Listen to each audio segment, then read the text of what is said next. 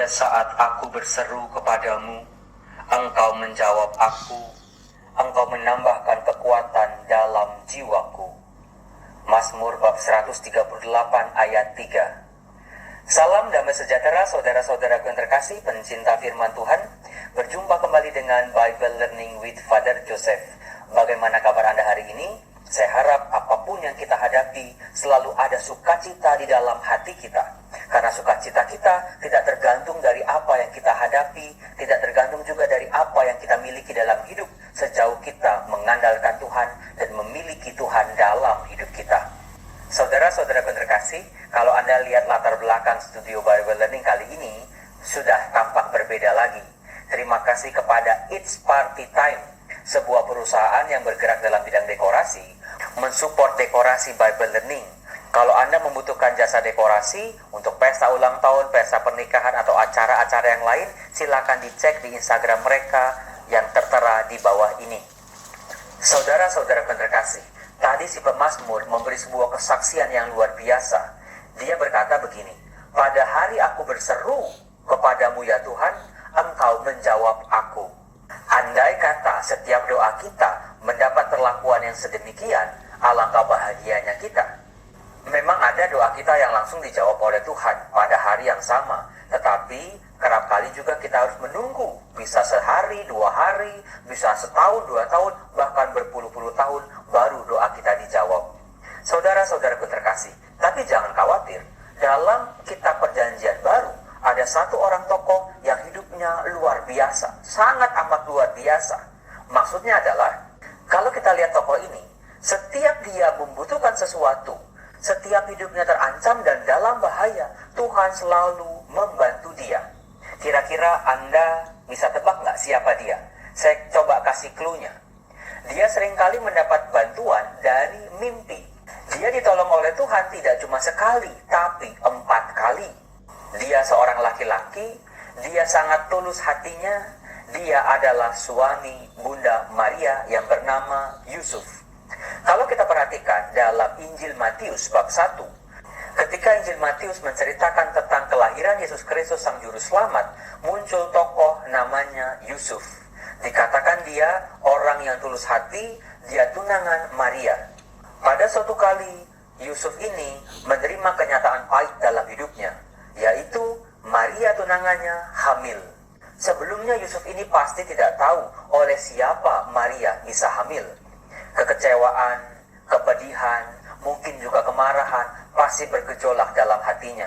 Lalu ketika Yusuf digambarkan, dia sedang mempertimbangkan untuk menceraikan Maria secara diam-diam. Artinya Yusuf sedang dalam keadaan kacau.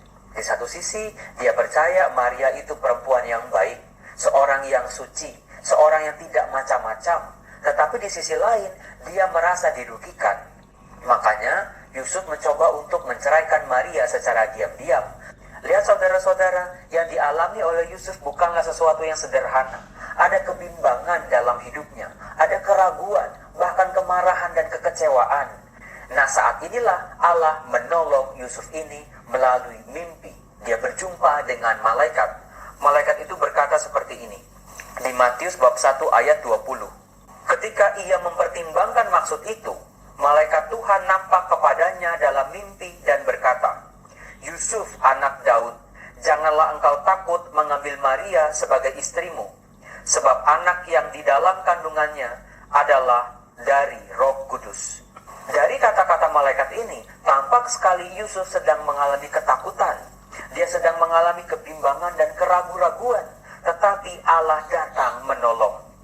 Bukan cuma sampai di situ saja, malaikat menjelaskan duduk perkara dari mana bayi yang ada dalam kandungan Maria. Tetapi saudara-saudara terkasih, yang menarik dari tokoh ini, setelah Yusuf mendapat petunjuk dari malaikat dalam mimpi, kita bisa baca di ayat 24. Sesudah bangun dari tidurnya, Yusuf berbuat seperti yang diperintahkan malaikat Tuhan itu kepadanya. Ia mengambil Maria sebagai istrinya. Saudara-saudara, sikap kepatuhan inilah yang menjadi keunggulan seorang tokoh yang bernama Yusuf ini. Tidak heran mengapa setiap kali dia membutuhkan sesuatu, Tuhan langsung memberikan pertolongan kepada dia. Ketaatan Yusuf dalam hal ini bisa dianjurkan jempol sebagai pribadi yang luar biasa. Setelah Yesus lahir dari kandungan Maria, lagi-lagi hidup Yusuf ini sedang ada dalam bahaya, di mana keluarganya, Maria dan Yesus, termasuk juga dirinya, sedang dalam bahaya besar, yaitu Herodes mau membunuh anak-anak yang baru lahir di Bethlehem. Sudah pasti bahaya ini juga menyangkut diri Yusuf dan Maria, bukan hanya untuk bayi Yesus saja. Tetapi perhatikan saudara-saudara, ketika hidup Yusuf sedang ada dalam bahaya, bahkan dia tidak tahu bahaya sedang mengancam, langsung Allah turun memberikan sebuah bantuan dalam sebuah mimpi, yaitu mimpinya yang kedua, di mana dia berjumpa dengan malaikat. Malaikat berkata begini, "Bangunlah, ambillah anak itu serta ibunya, larilah ke Mesir, dan tinggallah di sana sampai aku berfirman kepadamu, karena Herodes akan mencari anak itu untuk membunuh dia." Itu perintah dari malaikat. Kita perhatikan baik-baik di ayat 14. Maka Yusuf pun bangunlah, diambilnya anak itu serta ibunya malam itu juga, lalu menyingkir ke Mesir dan tinggal di sana hingga Herodes mati. Saudara-saudara yang terkasih, ketaatan Yusuflah yang membuat dia selalu ditolong dan ditopang oleh Allah, yang membuat hidupnya aman dalam lindungan Tuhan. Dalam peristiwa berikutnya, ketika Yusuf, Maria, dan Yesus tinggal di Mesir, saudara-saudara yang terkasih, Mesir buat orang Israel bukanlah suatu tempat yang menyenangkan. Dulu orang Israel pernah tinggal di Mesir. Lalu juga Yusuf sedang jauh dari sanak keluarganya, dari tanah airnya. Bukan sebuah hidup yang mudah. Tetapi lagi-lagi saudara-saudaraku yang terkasih, dalam posisi yang tidak menyenangkan seperti ini, Yusuf ditolong lagi oleh Allah melalui mimpinya yang ketiga. Dia bertemu dengan malaikat. Malaikat berpesan dalam mimpinya, "Bangunlah, ambillah anak itu serta ibunya, dan berangkatlah ke tanah Israel, karena mereka yang hendak membunuh anak itu sudah mati." Itu perintahnya. Lalu di ayat 21, lalu Yusuf pun bangunlah, diambilnya anak itu serta ibunya, dan pergi ke tanah Israel. Lalu masih ada juga bahaya yang keempat, yaitu setelah Herodes mati, kedudukan Herodes diganti oleh anaknya yang bernama Arkelaus, seorang raja yang juga sama kejamnya. Maka lagi-lagi ketika bahaya maut mengancam, Allah menolong Yusuf ini.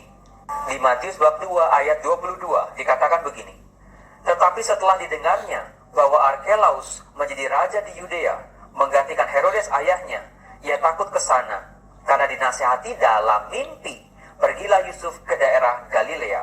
Setibanya di sana, ia pun tinggal di sebuah kota yang bernama Nazaret." Saudara-saudara terkasih, itulah hidup orang beriman yang mau taat penuh pada Allah.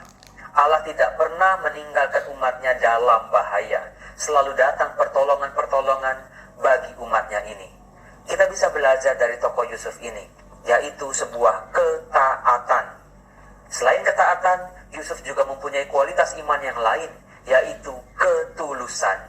Saudara-saudara terkasih, memang tidak mudah, apalagi bagi orang zaman sekarang, untuk hidup tulus. Ketika kita membantu orang lain, bantuan kita disalahartikan. Ketika kita sudah menolong orang lain, kita sudah berkorban luar biasa untuk orang lain, tetapi tidak pernah dihargai, tidak pernah diindahkan. Saat itulah ketulusan kita sedang diuji. Saudara-saudara, belajarlah dari Yusuf ini, pribadi hebat dalam kitab suci yang mau taat, mau berserah pada Allah, dan Allah selalu menolong orang yang percaya kepadanya. Mari kita berdoa. Dalam nama Bapa dan Putra dan Roh Kudus. Amin. Allah Bapa Maha Murah, kami tundukkan hati kami dalam sebuah ketaatan pada kehendak-Mu. Terjadilah pada diri kami, bukan sesuai dengan apa yang kami kehendaki saja, tetapi terlebih pada kehendak-Mu sendiri. Beri kami kekuatan dan rahmat-rahmat yang cukup, agar kami mampu menjalani kehendak-kehendak-Mu dalam hidup kami. Kami percaya bahwa kami akan melihat indahnya pelangi, karena waktu-Mu adalah indah dan terbaik untuk hidup kami. Demi Yesus Kristus Tuhan kami, kini dan sepanjang segala masa. Amin. Dalam nama Bapa dan Putra dan Roh Kudus. Amin. Salam damai sejahtera saudara-saudara terkasih. Tuhan Yesus memberkati saudara semua. Shalom.